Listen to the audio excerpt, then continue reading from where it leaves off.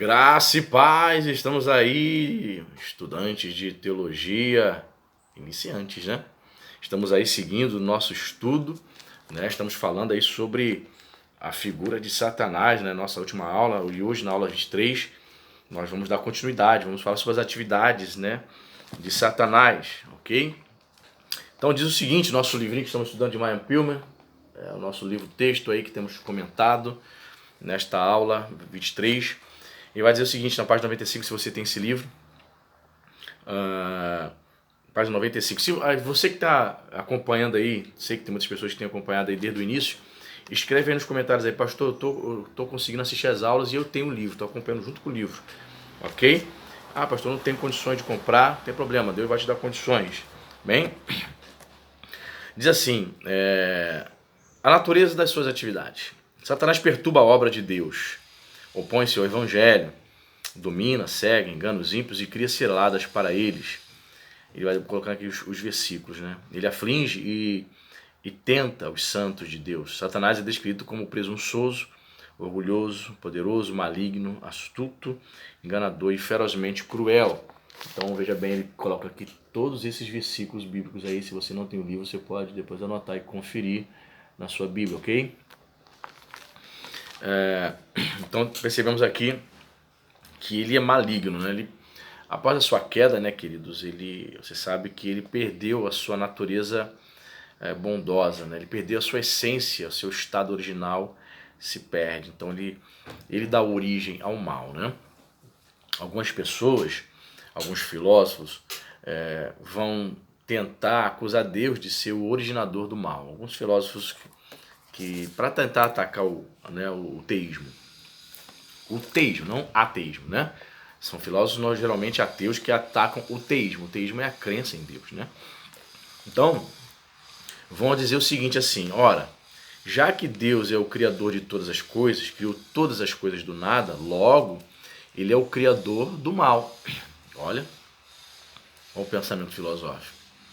Não, Deus não é o criador do mal. Deus criou Satanás perfeito.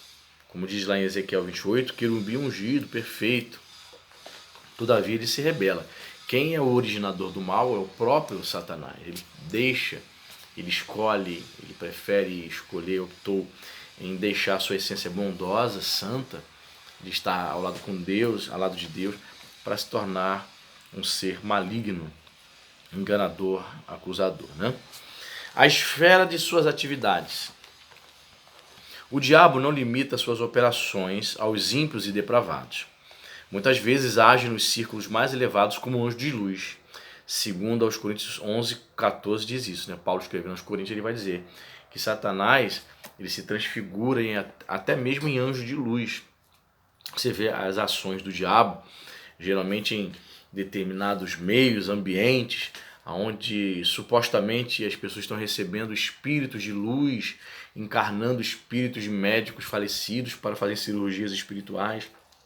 Ou seja, ali ele está se transfigurando em anjo de luz. Na verdade, é Satanás que está ali disfarçado, transfigurado, ok? Em anjo de luz. Na verdade, ele é um anjo das trevas. Ele está ali enganando as pessoas, supostamente fazendo cirurgias espirituais, supostamente curando as pessoas, mas ele não tem esse propósito de curar, de fazer o bem a ninguém. Se ele supostamente está curando, que não é a cura, ele está tirando um caroço, um tumor de um lugar, certamente ele vai estar colocando em outro lugar, porque a sua essência é má. Tá entendendo? Ele é maligno. E mais, de fato, até assiste às reuniões religiosas, o que é indicado pela sua presença nas convenções dos anjos em Jó, capítulo 1, como também pelo uso dos termos doutrinas de demônios, e 1 Timóteo 4:1, e sinagogas de Satanás, como está em Apocalipse 2:9. Seus agentes, com frequência, fazem-se passar por servos da justiça. 2 Coríntios 11:15. A razão que o leva a frequentar as reuniões religiosas é seu maléfico intento de destruir a igreja, porque ele sabe que se o sal da terra perder seu sabor, o homem, com seu coração inescrupuloso, torna-se presa fácil. Querido, você que está começando agora, você que tem pouco tempo de crente, novo convertido, 1, 2 anos de igreja, 3 aninhos só, saiba que E, por exemplo, eu já soube de casos, né, outras denominações, né, que não vou citar o nome aqui, por exemplo, do pastor, ao invés de conduzir o povo à adoração, conduzir o povo à presença de Deus através da fé, da oração, ao invés de pregar a palavra, eu já ouvi falar de igrejas, de pastores ficam fazendo orações para que os demônios manifestem. Não para libertar a pessoa em si, mas para entrevistar o demônio e perguntar ao demônio se tinha alguém ali naquele ambiente, naquela igreja em pecado. Olha só, ao invés do sujeito consultar a Deus, ele quer consultar demônio. O cara desse é pastor? Não é. Já houve casos de igreja fechar as portas, porque o pastor cismava que toda reunião, todo culto, ele tinha que orar para uma senhora lá, que não era liberta, ela manifestava e ele ficava fazendo perguntas. Tem alguém aqui nessa igreja aqui em pecado? Em adultério, fazendo alguma coisa errada? Olha só. Então essa tal igreja, óbvio, né?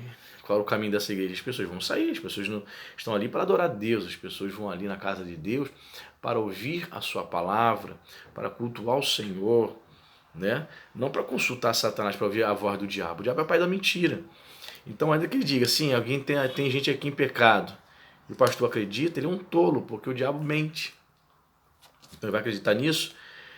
Infelizmente, é óbvio que um ministério desse, se é que eu posso chamar de ministério, não ia para frente, né? Fechou as portas dessa igreja. Eu ouvi isso de um testemunho de um irmão que esteve na nossa igreja muitos anos atrás. Então isso é terrível, né?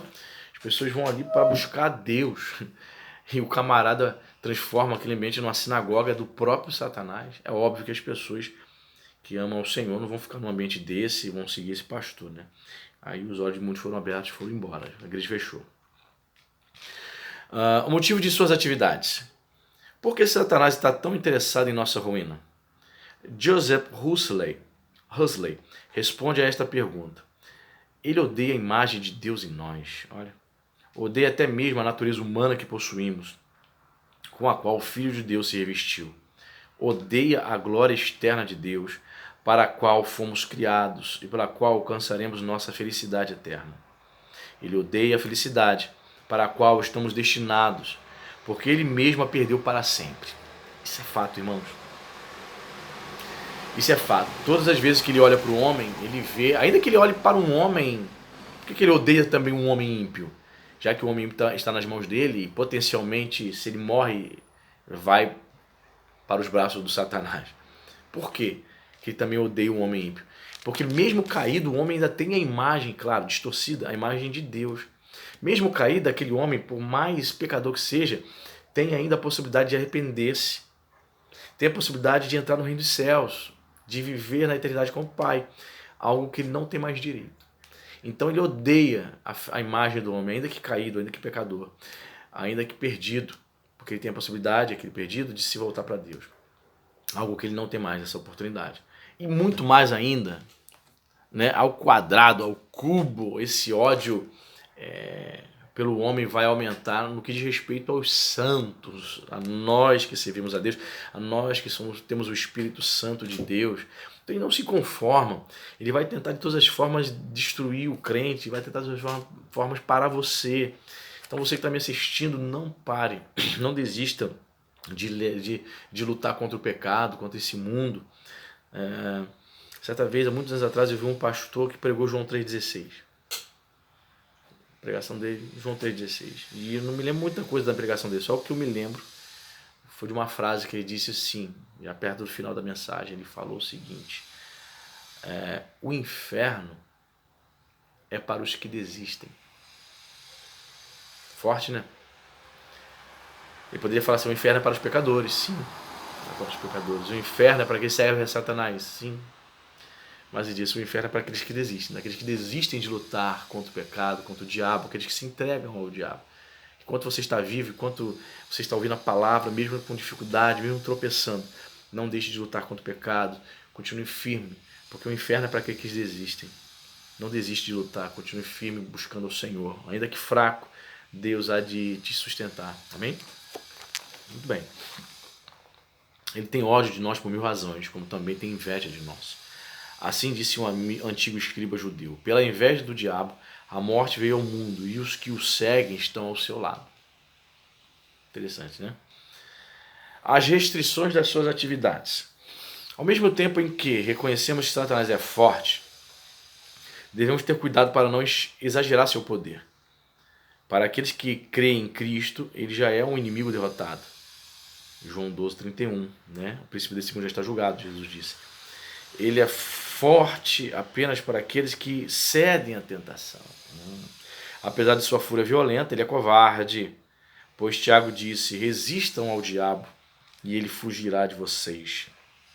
Ele tem poder, porém este é limitado. Não pode tentar afligir, matar, nem tocar no crente sem a permissão de Deus. Aliás, João vai dizer na sua epístola, né? Aquele que é de Deus, o diabo não toca. Ok? Então, a gente tem que entender isso. As suas atividades são limitadas, há restrições. Ele não pode tocar em ninguém, não pode fazer nada se não houver ali uma permissão, né? A chamada vontade permissiva. Não que Deus quer que ele faça maldade, mas para atender um propósito maior que a gente não entende, nem mesmo Satanás entende, Deus permite uma certa liberdade, mas com restrições, tá entendendo? Então, o mundo há maldade, claro, ele não está preso, como dizem alguns aí, está solto, ele ainda vai ser preso ainda no futuro, ok? Então ele tem as suas atividades com restrições de Deus, ok? Seu destino. Desde o princípio, Deus predisse e decretou a derrota daquele poder que causara a queda do homem, em Gênesis 3,15. E o castigo da serpente que comia o pó da terra foi um vislumbre profético da degradação e derrota final dessa antiga serpente, que é o diabo. A carreira de Satanás está sempre em declínio. No princípio, ele foi expulso do céu. Durante a tribulação será lançado da esfera celeste à terra. Durante o milênio será aprisionado no abismo. E depois de 1000 anos será lançado ao lago de fogo. Dessa maneira, a palavra de Deus assegura-nos de que o mal será totalmente derrotado. É interessante isso, né? Nós já sabemos o destino dele, ele também já sabe, mas ele não deixa de ser mal, ele não deixa de cumprir esse destino, essa profecia. Interessante, né?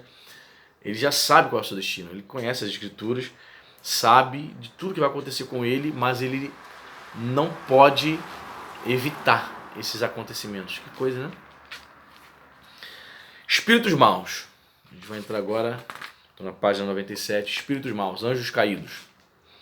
Os anjos foram criados perfeitos e sem pecado, e como o homem, dotado de livre arbítrio. Sob a direção de Satanás, muitos pecaram e foram lançados para fora do céu. Né? O pecado no qual eles e seu líder caíram foi o orgulho. Alguns consideram que a ocasião da rebelião dos anjos foi a revelação da futura encarnação do Filho de Deus e da obrigação deles o adorarem. Isso é especulação, tá? Isso não está na Bíblia, a Bíblia não dá margem nenhuma para você, tem algum versículo que a gente possa se deter para interpretar, a gente vai afirmar isso. Não, isso é uma especulação. Especulação interessante, né? Se o cara quiser escrever um livro de ficção, quiser escrever um filme, um roteiro de um filme sobre isso, seria interessantíssimo. Por que que os anjos e Satanás se rebelaram? Porque eles descobriram que o Filho iria encarnar e teriam que adorar a Jesus, a segunda pessoa da Trindade. Então eles se rebelaram contra o céu.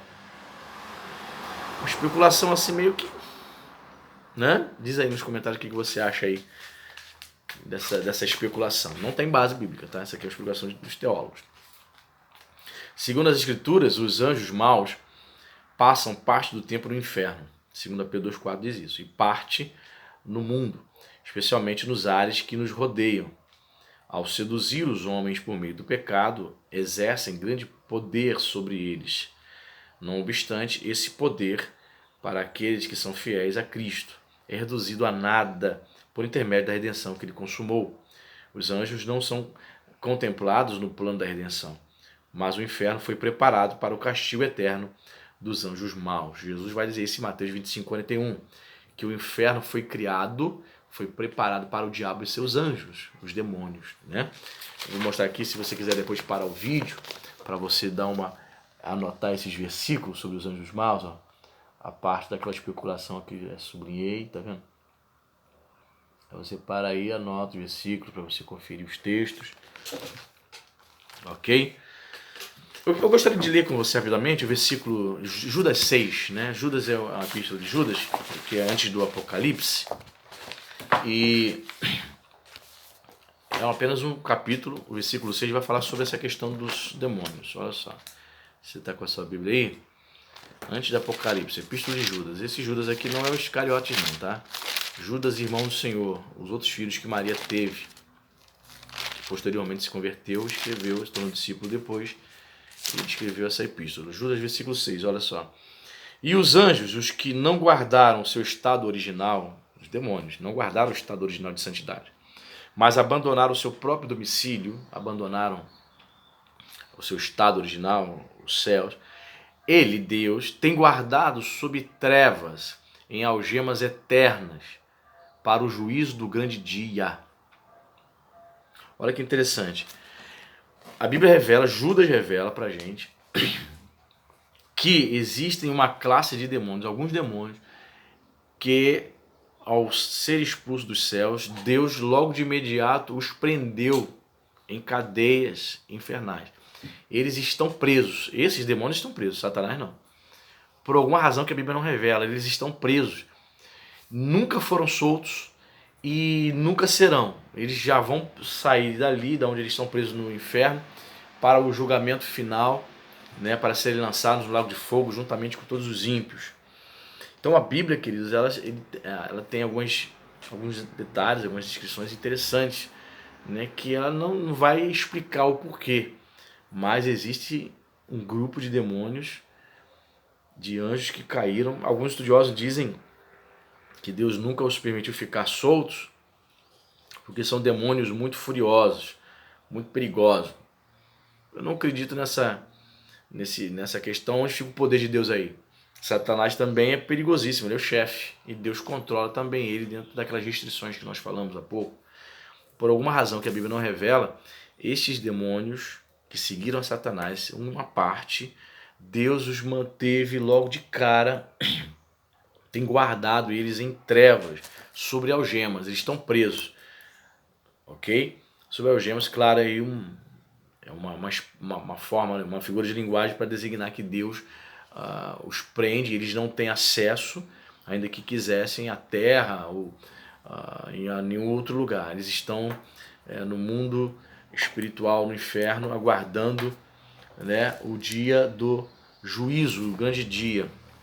Para quê? Para ser já arremessado no lago de fogo juntamente com todos os ímpios de todas as eras. Ok? Interessante saber isso, né? Demônios. As escrituras não descrevem a origem dos demônios. Aqui ele está fazendo assim, ele está falando do mesmo grupo de anjos, nós chamamos de anjos caídos, mas na verdade são os demônios, né? Ele está tratando aqui de forma distinta, mas é a mesma coisa. As escrituras não descrevem a origem dos demônios. Essa questão parece fazer parte do mistério que envolve a origem do mal. As escrituras, porém, dão claro testemunho da sua existência real e de sua operação. Claro, são os anjos caídos, né? Nos evangelhos aparecem como os espíritos imundos ou malignos, desprovidos de corpos, que entram em pessoas que são, por isso, chamadas de endemoniadas. Em alguns casos, mais de um demônio faz sua morada na mesma vítima. Os efeitos dessa possessão evidenciam-se por meio da loucura, epilepsia e outras enfermidades associadas principalmente com o sistema nervoso e a mente das pessoas. Isso também não significa que toda pessoa que tem problemas neurológicos, problemas de epilepsia, estão endemoniadas, tá? Muito cuidado. Quando me converti, era novo convertido, eu achava que toda pessoa que tinha ataque epilético estava necessariamente ali endemoniada, cheia de demônios. Não necessariamente, né? Depois que eu ouvi uma mensagem de um pastor que foi da área da saúde, ele explicando isso, minha mente abriu para esse entendimento. A gente tem que saber distinguir, né? Por exemplo, existem tumores, pessoas que têm tumor no cérebro, que ela vai ter convulsões que muito se assemelham a um ataque epilético. Então a pessoa ali está doente, está enferma, não está endemoniada, né? O indivíduo, sob a influência de um demônio, não é senhor de si mesmo, pois o espírito mal fala por seus lábios, ou emudece a sua vontade. Leva-o para onde quer e geralmente o usa como instrumento, revestindo-o às vezes de uma força sobrenatural. Eu já tive experiências já, irmãos, de expulsão de demônio já. E a pessoa, ela fica inconsciente. O demônio toma o corpo e a consciência dela. Entendeu? Então ela está ali fazendo as coisas, quando o demônio sai do corpo dela, ela não vai lembrar de nada. O demônio toma consciência e o corpo dela. Concede uma força sobrenatural. Por exemplo, se o demônio levar o corpo dela para o chão, rolar, se machucar, e quando o espírito sai do corpo, a pessoa na hora não sentiu dor, mas depois ela vai sentir dores, vai ficar toda dolorida, porque o espírito imundo lançou o corpo dela no chão. Entendeu? Na hora não faz sentir nada. Tá entendendo? Então isso, olha só que interessante. O demônio toma o corpo e toma a consciência. Isso nos faz lembrar aquelas supostas cirurgias espirituais feitas por supostos espíritos de médicos, né, sessões espíritas, chamadas cirurgias espirituais. Você vê na televisão, no YouTube você deve ver, cirurgia espiritual. O cara vai, corta a outra, não sangra. Você já, o cara só bota um pouquinho de algodão, como é que não sangra aquilo? Um corte tremendo, mexe lá dentro no sangue, não acontece nada. Por quê? Porque a pessoa que está recebendo a cirurgia espiritual também está possessa. Não no sentido de ter perdido a consciência, do demônio lançá-la no chão como o endemoniado gadareno. Não. Há demônios ali que como que anestesiaram o corpo dela para não sentir dor. Até mesmo para que ela fique impressionada com a suposta cirurgia espiritual. Então há o demônio no médium, que está ali usando ele, e há demônio na pessoa que foi buscar a ajuda do demônio, que se disfarçou ali de um anjo de luz, de um médico evoluído no mundo espiritual. Então Satanás trabalha dessa forma, irmãos. Infelizmente, precisamos estar atentos e pregar, desmascarar essas verdades. Né? Assim descreve Dr. Nevils, missionário na China, que fez um estudo profundo sobre as causas de possessão demoníaca. Ele descreveu o seguinte: na China, em pessoas possuídas pelos demônios, observamos casos semelhantes aos expostos nas escrituras, pois algumas vezes essas pessoas manifestam uma espécie de dupla consciência ou apresentam ações e impulsos absolutamente contraditórios. Uma senhora em Funchal, apesar de estar sob a influência de um demônio cujo impulso era fugir da presença de Cristo, sentiu-se movida por uma influência oposta, a saber, a de deixar seu lar e vinha a Funchal buscar a ajuda de Jesus. Olha. O mesmo autor, fundamentado no estudo da possessão demoníaca entre os chineses, chega à seguinte conclusão: a característica mais surpreendente desses casos é que o sujeito manifesta uma outra personalidade, e a personalidade normal nessa hora está parcial ou totalmente dormente. A nova personalidade apresenta traços de caráter totalmente distintos daqueles que realmente pertencem à vítima em seu estado normal. E essa troca de caráter tende, com raras exceções, à perversidade moral e à impureza. Muitas pessoas, quando possuídas por demônios, dão evidência de um conhecimento do qual não poderiam se dar conta em seu estado normal. Com frequência, parecem reconhecer que o Senhor Jesus Cristo é uma pessoa divina e mostram aversão e temor a Ele. Observe estas boas novas. Muitos casos de possessão demoníaca são curados com uma oração a Cristo ou em seu nome. Alguns imediatamente, outros após certas dificuldades. De acordo com a nossa experiência, esse método de cura não falhou em nenhum caso em que foi aplicado, independentemente de o problema ser difícil ou crônico. E em nenhum desses casos, até onde se pôde observar, o mal não voltou. Uma vez mais que a pessoa tenha se convertido e passado a viver uma vida cristã. Vemos, conforme o resultado da comparação feita, que a correspondência entre os casos encontrados na China e aqueles registrados nas Escrituras é completa e circunstancial, abarcando quase todos os pontos apresentados na narração bíblica. Isso é interessante porque vou fechar esse capítulo, tá? Sobre os demônios. Eu me lembro que alguns anos atrás aqui na minha igreja, um jovem assistiu o culto, no domingo à noite, esteve na igreja pela primeira vez. Percebi que foi a primeira vez que ele esteve, assistiu o culto todo. Quando acabou o culto, as pessoas estavam indo embora para a cantina da igreja, para o pátio da igreja. Ele veio até mim e falou assim: pastor, eu queria receber uma oração, é porque uma força ruim me toma e aconteceu dessa força ruim me levar para a rua. tentando me levar para o meio da pista para os carros, caminhões passar em cima de mim. E se não fosse uma senhora cristã orar por mim, se eu puder fazer uma oração? Eu falei, sim. Aí eu falei, bota a mão no coração. Quando ele botou a mão no coração, botei a mão assim em cima. Eu falei, em nome de Jesus. Em nome de Jesus, manifestou, irmão. Demoniado, demônio brabo, muito brabo. Então, a gente precisa estar preparado, buscando a unção de Deus, amém? Para expulsar o mal. Que motivo influencia os demônios a se apoderar do corpo dos homens? Dr. Neville responde.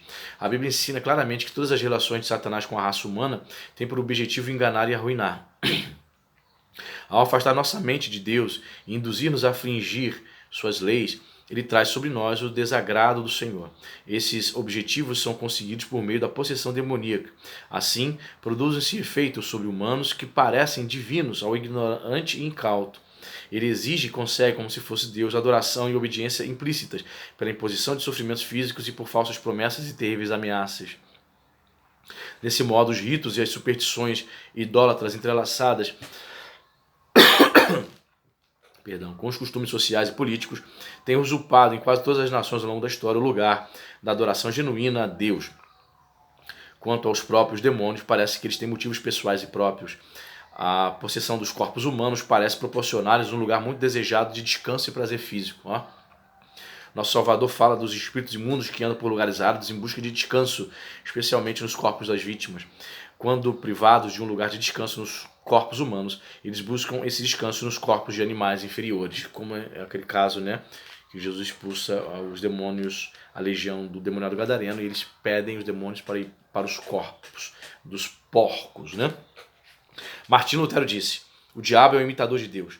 Em outras palavras, o inimigo está sempre tentando reproduzir as obras de Deus, e certamente a possessão demoníaca é uma grotesca e diabólica falsificação da mais sublime das experiências, a habitação do Espírito Santo no homem. É isso aí. Observe alguns paralelos. Número 1. A possessão demoníaca significa a introdução de uma nova personalidade no ser da vítima, tornando-a, em certo sentido, uma nova criatura. Observe como o gadareno demoniado falava e se portava como se fosse controlado por outra personalidade. Aquele que é controlado por Deus tem uma personalidade divina que habita nele. As locuções inspiradas pelo domínio são imitações satânicas daquelas inspiradas pelo Espírito Santo. 3. Já se observaram casos em que a pessoa se rende conscientemente ao poder do demônio. Recebe muitas vezes um dom estranho, de forma que pode ler a sorte, ser médium, etc. O Dr. Neves afirma, nesse estado endemoniado, desenvolve certas habilidades psíquicas e se dispõe a ser usado. Ele deseja, ele gosta, olha só. E ele é o escravo voluntário do demônio, treinado por ele e acostumado com ele. Essa é uma imitação satânica dos dons do Espírito Santo. Então, existem pessoas que gostam disso. Eu tenho o poder de ler as mãos, ler cartas, jogar búzios, né? E a pessoa gosta de invocar, de ser possuída pela entidade, porque ela recebe determinadas habilidades. Então, ela é uma escrava de Satanás. Então, o diabo ali imitando, né? O crente que é cheio do Espírito Santo, possesso, não vou usar esse possesso, mas cheio do Espírito, né? Vou usar esse termo, esse é o termo bíblico para aqueles que são habitados pelo Senhor. Eles vão receber dons espirituais, vão ser usados por Deus, vão ser instrumentos do Senhor, usados por Jesus. 4, para terminar, os endemoniados com frequência manifestam uma força extraordinária e sobre-humana, uma imitação satânica do poder do Espírito Santo. Assim vemos que a possibilidade da possessão demoníaca argumenta a favor da possibilidade da possessão do Espírito Divino. O Senhor Jesus veio ao mundo para resgatar o povo do poder dos espíritos maus e sujeitá-los ao controle do Espírito de Deus. Amém? Então assim, a gente encerra essa aula e na próxima nós vamos estudar sobre o homem, antropologia bíblica, ok? Até a próxima, Deus abençoe, compartilhe esse vídeo aí, espalhe para os amigos. Poxa, tem um pastor que está dando aula aí de teologia para iniciantes, vamos lá assistir, compartilhe nos grupos de Facebook e de WhatsApp. Até a próxima, Deus abençoe.